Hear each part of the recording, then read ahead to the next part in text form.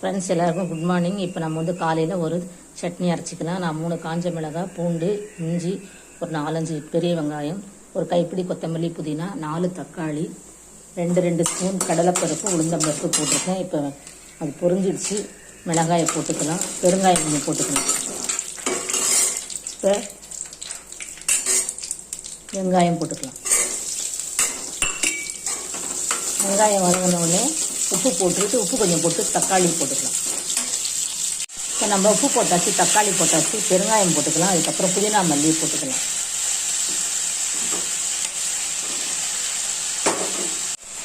Friends, நான் வந்து வீட்டிலேயே கற்பூரவள்ளி இருக்குது.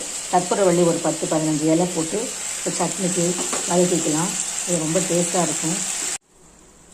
இப்போ சட்னிக்கு ஆற வச்சுக்கலாம். வதங்கிச்சு கற்பூரவள்ளி இலையெல்லாம் சேர்த்து சூப்பராக இருக்கும். இந்த சட்னி சளி பிடிக்காமல் இருக்கும்.